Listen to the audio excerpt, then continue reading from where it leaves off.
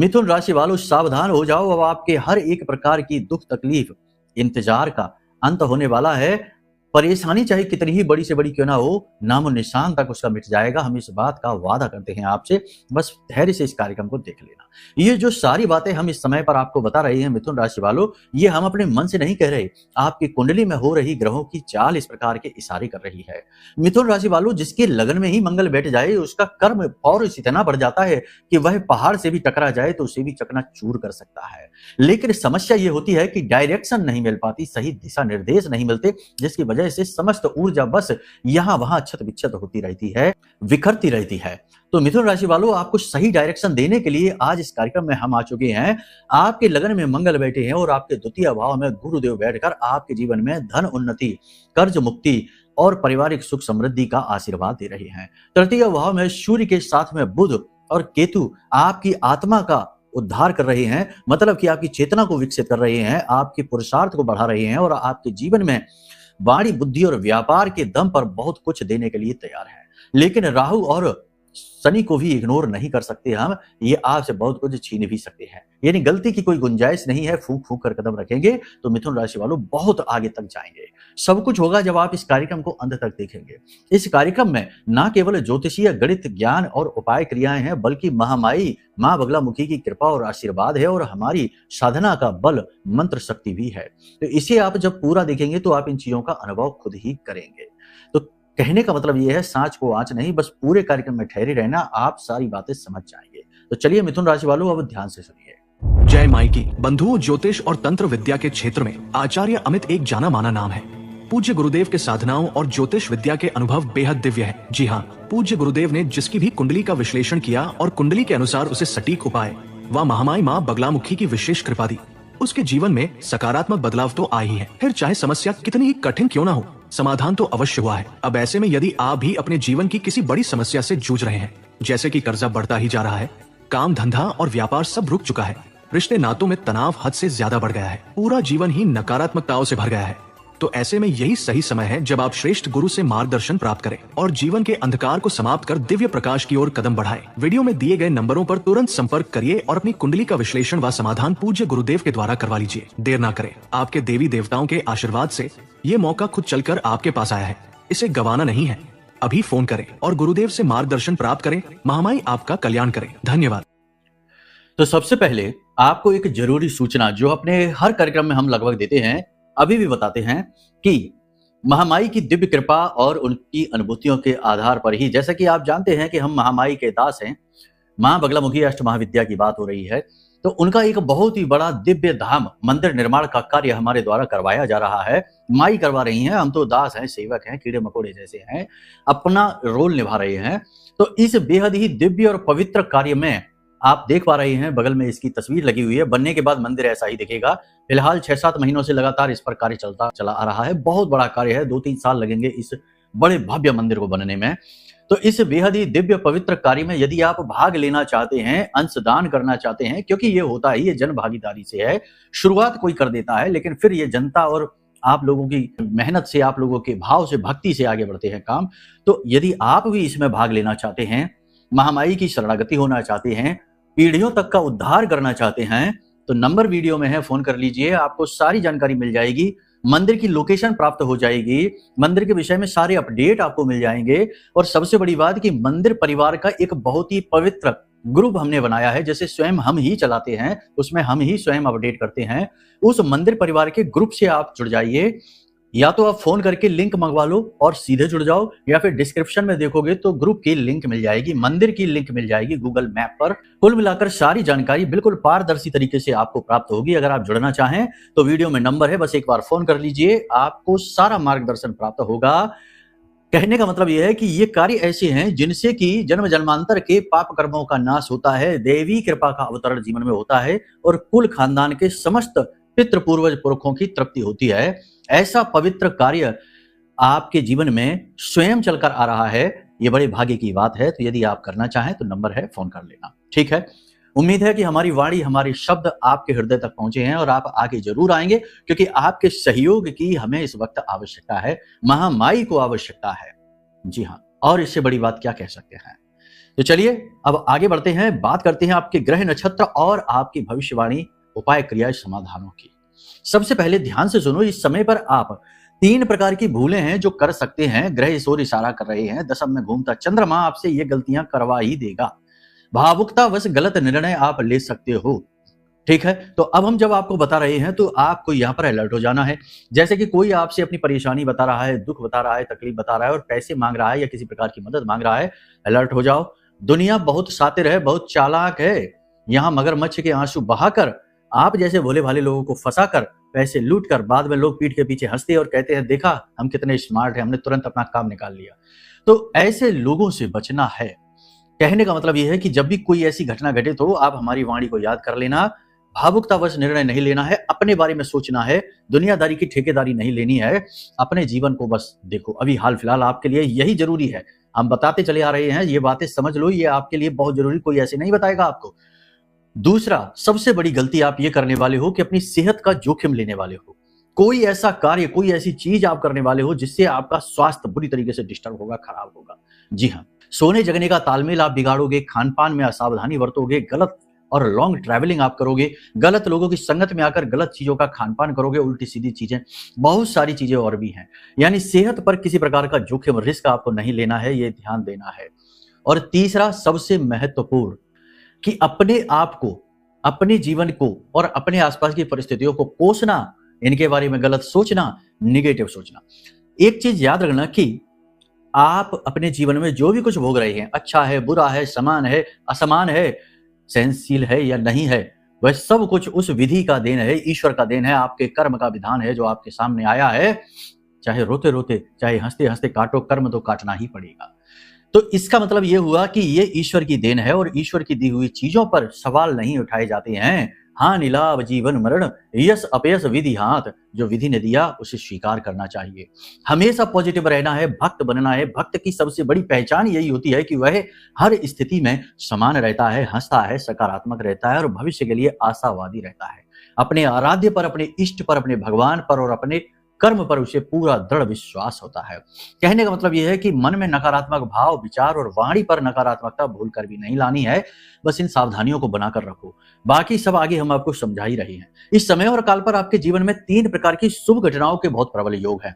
पहली घटना, जैसे कि सरकार की तरफ से यदि किसी प्रकार की कोई अड़चन है, कोई बाधा है, कोई स्कीम है, योजना है, कोई विवाद है, कुछ भी, यानी गवर्नमेंट की तरफ से आपको राहत मिलने वाली है। ये बहुत बड़ी बात है, क्योंकि आप में से बहुत सारे लोग ऐसे हैं जो कोर्ट कचहरी के विवादों में, बहुत सारे लोग हैं जो लोन लेना चाहते हैं, बहुत सारे लोग हैं जो सरकार की तरफ से किसी प्रकार के एग्रीमेंट में, किसी प्रकार के नोटिस चालान में फंसे हुए हैं। इन सब से मुक्त होना चाहते हैं। तो ये समय है कि जब ग्रह अनुकूल है, सूर्य के साथ बुध का योग आपको इन चीजों से मुक्त करने में बड़ी मदद करने वाला है। तो ये पहली सबसे बड़ी राहत है जो आपको मिलने वाली है।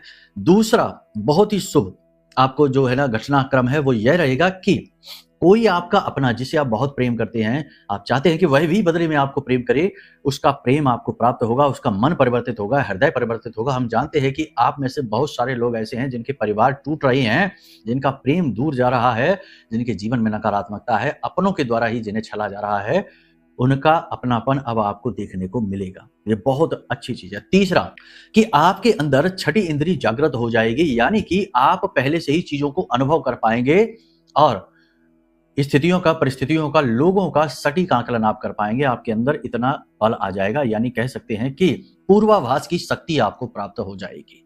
वाणी आपकी कुछ हद तक सिद्ध सी होने लगेगी। सोच समझकर कुछ भी बोलना है, कुछ भी उल जलूल अनाप शनाप जो मन में आ जाए वह ना अपने लिए ना किसी के लिए बोलना है।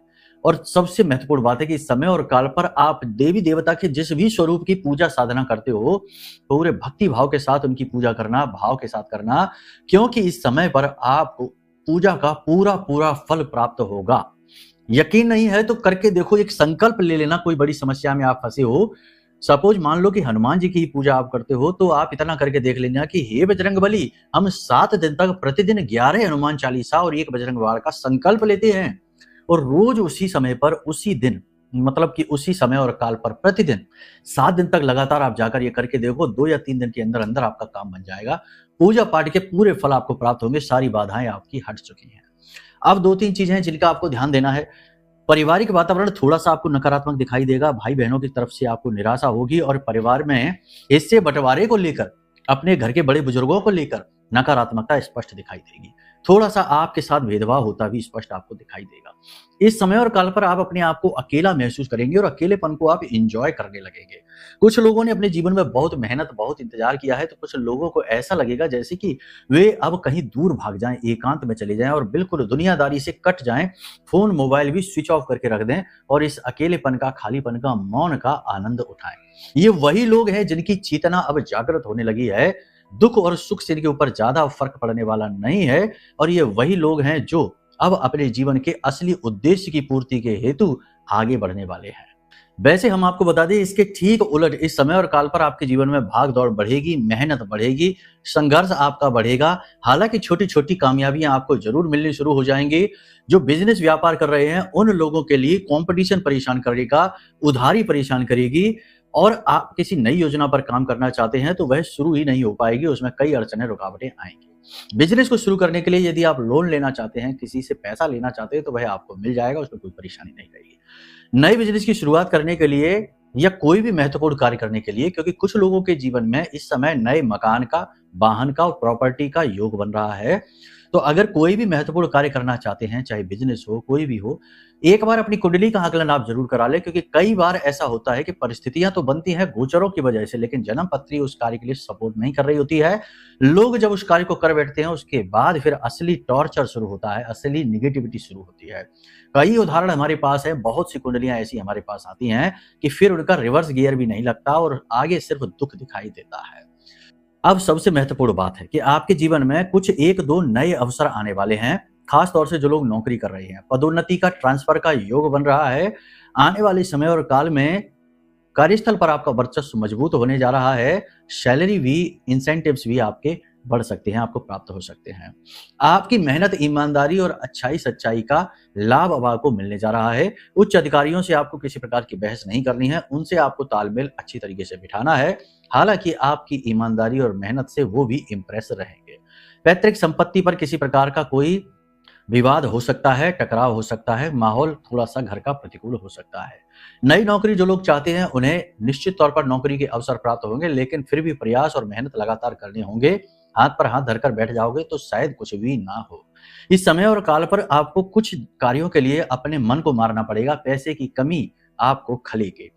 छोटी छोटी जरूरतों को पूरा करने के लिए भी आपको मन अपना खराब करना पड़ेगा, मन मारना पड़ेगा।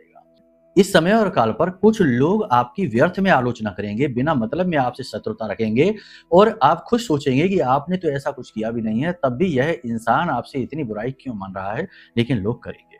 हालांकि आप ऐसे लोगों के लिए मन में कोई विचार तो नहीं रखेंगे, लेकिन तब भी लोगों की यह नकारात्मकता आपको परेशान करेगी। इस समय और काल पर पैसे की कमी, खर्चों की अधिकता और पुराने कर्जे आपको बहुत परेशान करने वाले हैं। अनजान लोगों पर इस समय कोई भरोसा ना करें, किसी की बातों में आकर कहीं भी पैसा ना लगाएं, ये बड़ी बात है। उधार पैसा किसी को भी ना दें। हाँ, आप उधार ले सकते हैं, लेकिन वह जरूरी कार्यों के लिए और अपने बिजनेस, व्यवसाय, काम से जुड़ी हुई चीजों के लिए लें। पैसे की परेशानी थोड़ा सा मन खराब जरूर करेगी। इस समय पेट में जलन, गैस की समस्या और मुंह में छाले की दिक्कत आपको हो सकती है। कार्य क्षेत्र में भावुकता से काम ना लें, वरना आप बहुत पछताएंगे। लोग बड़े कुटिल और चालाक हैं, आपकी भावुकता का दुरुपयोग हो जाएगा। जल्दबाजी में किसी भी प्रकार का कोई निर्णय ना लें। कोई भी व्यक्ति यदि आपसे जल्दबाजी में निर्णय लेने के लिए कह रहा है तो अलर्ट हो जाइए, वह व्यक्ति आपका दुरुपयोग करना चाहता है।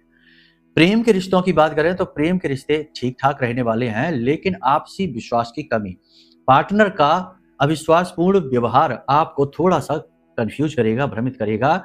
हालांकि कोई बड़ी नहीं है, लेकिन छुटपुट खटपट जरूर होगी। नए प्रेम संबंध भी बन सकते हैं और पुराने छिपे हुए प्रेम संबंध उजागर हो सकते हैं। एक्स्ट्रा मैरिटल अफेयर के भी योग बन रहे हैं, तो थोड़ा सा सावधान रहना। मन में काम भावना और व्यसन का भाव बढ़ेगा, क्योंकि शुक्र नीच का है। तो थोड़ा सा अपने मन पर काबू रखिए। अपनी इच्छाओं, कामनाओं के लिए तुरंत ना भाग दीजिए। इस समय और काल पर दाम्पत्य जीवन की बात करें तो वह बिल्कुल अच्छा चलेगा। जीवन साथी के स्वास्थ्य में भी अब इंप्रूवमेंट दिखाई देगा। आपसी प्रेम भी आपको बढ़ता दिखाई देगा। जीवन साथी के साथ आप कहीं बाहर घूमने, खाने पीने जा सकते हैं, किसी प्रकार के तीर्थ स्थल पर भी जा सकते हैं। आप अपने जीवन साथी को किसी प्रकार का गिफ्ट देंगे और उन्हें प्रसन्न करेंगे और वे प्रसन्न होंगे भी। आप अपने निजी पलों का आनंद लेंगे। अब बात करते हैं आपके आसपास के व्यवहारिक जीवन की।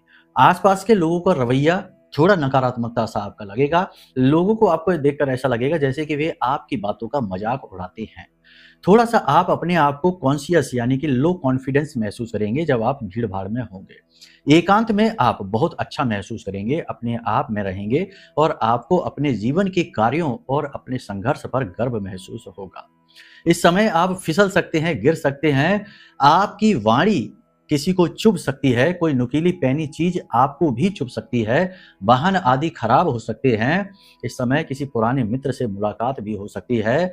फटे पुराने कपड़े यदि आप इस समय पहने हैं या हैं आपके पास तो उन्हें ना पहनिए, उन्हें हटा दीजिए और सबसे बड़ी बात कि हल्के रंगों का प्रयोग करिए, काले और नीले रंगों से दूर रहिए। इस समय कोई मेहमान आपके घर में आ सकता है, घर का माहौल थोड़ा-सा परिवर्तित हो जाएगा।